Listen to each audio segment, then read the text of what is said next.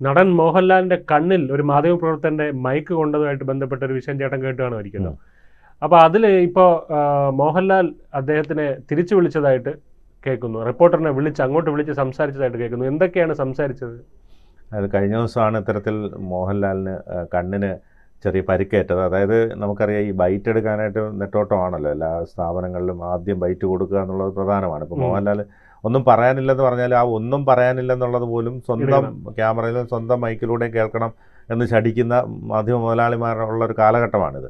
സ്വാഭാവികമായും ഇത്തരത്തിലൊരു മൈക്ക് ആയിട്ട് പെട്ടെന്ന് മൽപ്പിടുത്തത്തിനിടയിൽ പോയപ്പോൾ അറിയാതെ തട്ടിയതാണ്. പക്ഷേ മോഹൻലാലിനെ നല്ല രീതിയിൽ കണ്ണിന് കൊണ്ടു. അത് കാരണം നമുക്കത് കാണുമ്പോൾ അറിയാം, ഒരാളുടെ ആ ഒരു പ്രതികരണത്തിൽ നിന്ന് മനസ്സിലാവും. പക്ഷേ അദ്ദേഹം വളരെ തന്മയത്വത്തോടുകൂടെ ശ്രദ്ധിക്കേണ്ടേ മോനെ എന്നുള്ള രീതി പറഞ്ഞിട്ട് പോവുകയാണ്. പക്ഷേ അത് പിന്നീട് അദ്ദേഹം വൈകിട്ട് ഷൂട്ടിംഗ് സെറ്റിലെത്തിയപ്പോഴും കണ്ണിൽ നിന്ന് വെള്ളം ഒഴുകുന്നുണ്ടായിരുന്നു. ഇടയ്ക്കിടയ്ക്ക് ഒപ്പിക്കൊണ്ടിരിക്കുക. കഴിഞ്ഞ ദിവസം വരെ, ഇന്ന് രാവിലെ വരെ അത് പ്രശ്നം ഉണ്ടായിരുന്നു എന്നാണ് അറിയുന്നത്.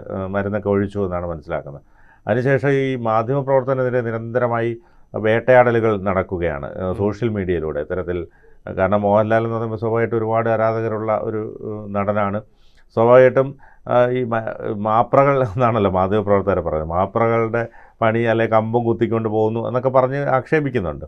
അപ്പോൾ സ്വാഭാവികമായിട്ട് അത് കണ്ടപ്പോൾ മോഹൻലാൽ അദ്ദേഹത്തെ തിരിച്ചു വിളിച്ചു, ഈ റിപ്പോർട്ടറെ തിരിച്ചു വിളിച്ചിട്ട് അത് കുഴപ്പമൊന്നുമില്ലാതെ സ്വാഭാവികമായി സംഭവിക്കുന്നതാണ്. ലാസ്റ്റ് പുള്ളി തമാശ രൂപത്തിൽ പറയുന്നുണ്ട്, പുരികത്ത് കൊള്ളാനുള്ള കണ്ണിൽ കൊണ്ടു, തിരിച്ചാണല്ലോ നമ്മൾ സാധാരണ പറയുന്നത്, നിന്നെ നോക്കി വെച്ചിട്ടുണ്ടെന്ന് പറഞ്ഞ് തമാശയോടുകൂടി പറയുന്നൊരു വളരെ മനോഹരമായ ഒരു ഫോൺ സംഭാഷണമാണത്. ശരിക്കും പറഞ്ഞാൽ അതൊക്കെ ഒരു കണ്ട് പഠിക്കേണ്ടതാണ്. നമ്മളിപ്പോൾ മുഖ്യമന്ത്രിയൊക്കെ ആണെങ്കിൽ ഇപ്പം മാധ്യമപ്രവർത്തകർ ചിലപ്പോൾ കടക്ക് പുറത്ത് എന്നൊക്കെയാണ് പറയുന്നത്. ചിലപ്പോൾ ഒരുപക്ഷെ സുരേഷ് ഗോപി ഏത് രീതിയിലായിരിക്കും ഒന്നും പറയാൻ പറ്റത്തില്ല. അദ്ദേഹവും ഈ പറഞ്ഞ പോലെ ഇങ്ങനെയൊക്കെയുള്ള കാര്യങ്ങൾ എങ്ങനെ പ്രതികരിക്കുമെന്ന് നമുക്ക് പറയാൻ കഴിയില്ല. പക്ഷേ എന്നിരുന്നാലും ചിലപ്പോൾ മാധ്യമപ്രവർത്തനം രണ്ടെണ്ണം കിട്ടിയെന്നും അതെ. അങ്ങനെ മാധ്യമങ്ങളോട് അസഹിഷ്ണുത കാണിക്കുന്ന ഒരുപാട് നേതാക്കളും ഒക്കെ നമ്മുടെ സമൂഹത്തിൽ, കേരളീയ പൊതുസമൂഹത്തിലൊക്കെ ഉണ്ട്.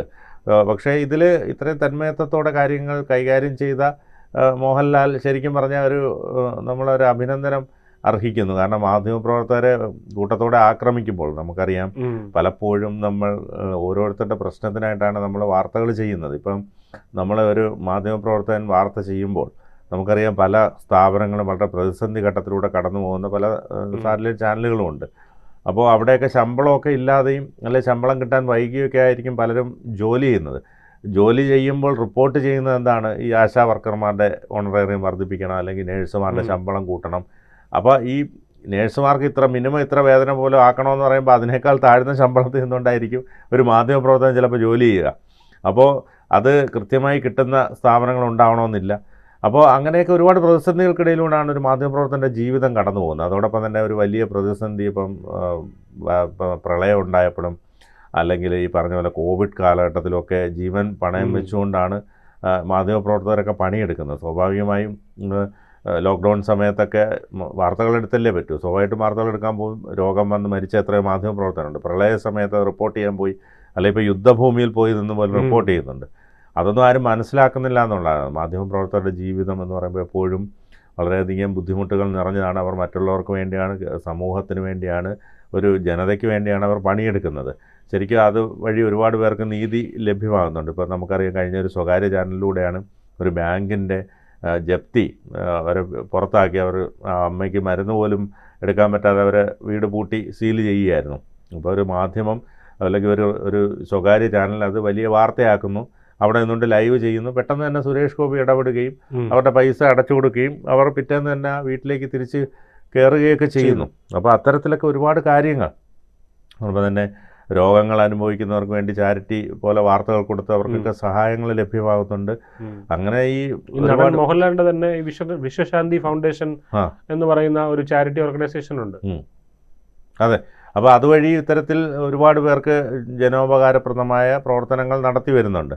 സ്വാഭാവികമായും ഈ മാധ്യമങ്ങൾ ഇത്തരത്തിൽ മാധ്യമപ്രവർത്തകർക്ക് അനുഭവിക്കേണ്ടി വരുന്നൊരു പ്രധാനപ്പെട്ട പ്രശ്നം എന്ന് പറഞ്ഞാൽ ഈ ബ്രേക്കിങ്ങുകൾക്ക് വേണ്ടിയിട്ടുള്ള ഓട്ടം, അല്ലെങ്കിൽ ഏറ്റവും ആദ്യം അതിൻ്റെ പ്രതികരണം നമുക്ക് വേണം, അല്ലെങ്കിൽ അതൊരു എക്സ്ക്ലൂസീവായി എടുക്കണം എന്ന് മാധ്യമ മുതലാളിമാർ ശഠിക്കുമ്പോൾ അതിന് വശംവദരാകേണ്ടി വരുന്ന റിപ്പോർട്ടറുടെ ദയനീയാവസ്ഥ നമ്മൾ പലപ്പോഴും കാണുന്നുണ്ട്. ചിലപ്പോൾ ഈ വലിയൊരു ദുരന്തമൊക്കെ ഉണ്ടായ വീടുകളിലൊക്കെ ചെന്ന് അവരുടെ ബന്ധുക്കളുടെയൊക്കെ പ്രതികരണം ചോദിക്കേണ്ട ഗതികെട്ട അവസ്ഥയിലേക്കൊക്കെ മാധ്യമങ്ങൾ പോവേണ്ടി വരുന്നുണ്ട്. ഇപ്പോൾ വിമാനാപകടത്തിൽ മരിച്ച രഞ്ജിതയുടെ കുടുംബത്തിൻ്റെ അവിടെ പോയപ്പോഴും അങ്ങനെയൊക്കെ ഒരുപാട് വിമർശനങ്ങൾ ഏറ്റുവരും.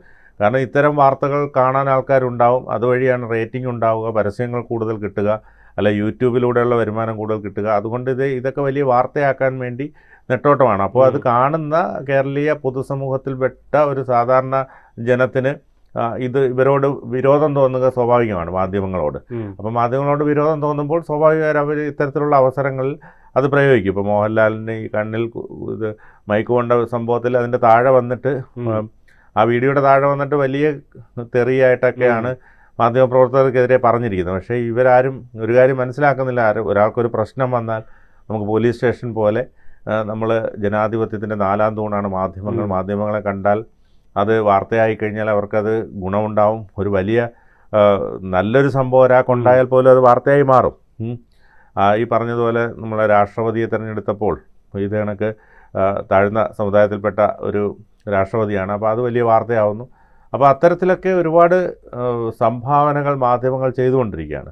ആ ഒരു സാഹചര്യത്തിലാണ് ഇവിടെ ഈ മോഹൻലാലിൻ്റെ ഇത്തരത്തിലുള്ള വാർത്തയും ഏറെ ഇടം പിടിക്കുന്നത്. കാരണം അദ്ദേഹം തന്നെ നേരിട്ട് തിരിച്ചു വിളിച്ചു എന്ന് പറയുമ്പോൾ ആ റിപ്പോർട്ടർക്കുണ്ടായ ഒരു സന്തോഷവും അല്ലെങ്കിൽ ഒരു അനുഭൂതിയൊക്കെ നമുക്ക് പറഞ്ഞറിയിക്കാൻ കഴിയില്ല. കാരണം ഞാൻ മനസ്സിലാക്കുന്ന അദ്ദേഹം ഈ റിപ്പോർട്ടറിന്റെ പേഴ്സണൽ നമ്പർ തപ്പി പിടിച്ചു, അതെ, ആ നമ്പറിലേക്ക് തന്നെ വിളിച്ചു എന്നാണ് അറിയാൻ സാധിക്കുന്നത്.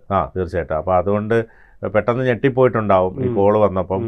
അപ്പോൾ അത്തരത്തിൽ നമുക്കും ഇപ്പോൾ ഒരാൾ വിളിച്ചിട്ട് മോഹൻലാലാണ് സംസാരിക്കുന്നതെന്ന് പറഞ്ഞാൽ നമുക്ക് ഏതൊരു മലയാളിക്കും പെട്ടെന്നൊന്നും വിശ്വസിക്കാൻ പറ്റില്ല. അതെ, അതുകൊണ്ട് ഈ പറഞ്ഞതുപോലെ റിപ്പോർട്ടർ പെട്ടെന്ന് അദ്ദേഹം പാനിക്കായി പോയിട്ടുണ്ട്. അപ്പോൾ ഇത് അതാണ് പറയുന്നത്, അറിയാതെ പറ്റിയതാണെന്നൊക്കെ പറയുന്നുണ്ട്. അപ്പോൾ സ്വാഭാവികമായിട്ടും അതിനുള്ളൊരു മനസ്സ്, ഇത്രയും തിരക്കുള്ള അല്ലെങ്കിൽ ഇത്രയധികം ഒരു വലിയ ഫ്രെയിമിൽ നിൽക്കുന്ന ഒരു മനുഷ്യൻ അങ്ങനെ കാണിക്കാനുള്ളൊരു മനസ്സ്, അതായത് ഇദ്ദേഹത്തിന് ആക്രമണം നേരിട്ടു, സാമൂഹിക മാധ്യമങ്ങളിൽ ആക്രമണം നേരിട്ടു എന്ന് അറിഞ്ഞിട്ട് അങ്ങനെയാണ് അതുകൊണ്ടാണ് വിളിക്കുന്നത്. അല്ലാതെ ഇത് പരിക്കില്ല അല്ലെങ്കിൽ കുഴപ്പമില്ല എന്ന് പറയാനല്ല, വിഷമിക്കുകയൊന്നും വേണ്ട എന്ന രീതിയിലാണ് പറയുന്നത്. പക്ഷേ അതിപ്പം വലിയ രീതിയിൽ അത് പ്രചരിക്കുന്നുണ്ട്. സ്വാഭാവികമായിട്ടും കുറേ ആക്രമണങ്ങൾ കുറയും. കാരണം മോഹൻലാൽ തന്നെ നേരിട്ട് കാര്യം ബന്ധപ്പെട്ട് പറഞ്ഞത് ഒരു വലിയ മാതൃക കൂടിയാണ്. അത് നമുക്കറിയാം, പലരുടെയും ഫോൺ കോളുകളും മറ്റുമൊക്കെ മുകേഷ് MLA ഒക്കെ എടുത്ത് പരിശോധിച്ചു കഴിഞ്ഞാൽ ഫോൺ കോള് അറിയാമല്ലോ. അപ്പോൾ സ്വാഭാവികമായിട്ടും മുകേഷ് MLAക്ക് നമുക്ക് രാത്രി 11 മണിക്ക് ശേഷം അദ്ദേഹത്തിനെ വിളിക്കാൻ പറ്റില്ല. ഒരു സാധാരണ ഒരു പയ്യൻ വിളിച്ച ഒരാളെ അറിയുമോ എന്ന് ചോദിച്ചപ്പോൾ തന്നെ അദ്ദേഹം അവനെ വെച്ചേക്കില്ല, അതിൻ്റെ കയ്യും കാലും വെട്ടും എന്നൊക്കെ പറഞ്ഞത് നമ്മൾ കേട്ടു. അതായത് സൈബറുമായിട്ട് കണക്റ്റാണ്, എൻ്റെ മേഴ്സിയിലാണ് ഞാൻ നിന്നെ വെറുതെ വിടുന്നത്, അല്ലെങ്കിൽ ഞാൻ നിന്നെ വെച്ചേക്കത്തില്ലെന്നൊക്കെ പറയുന്ന ആ ഒരു നടന്മാരും MLA-മാരും ഉള്ള ഈ കേരളത്തിൽ മോഹൻലാലിനെ പോലെയുള്ളൊരു മാതൃക തന്നെയാണ്. കൂടുതൽ വാർത്തകളും വിശേഷങ്ങളും നിങ്ങളിലേക്ക് എത്താൻ ABC മലയാളം സബ്സ്ക്രൈബ് ചെയ്യുക, ബെൽ ബട്ടണും അമർത്തുക.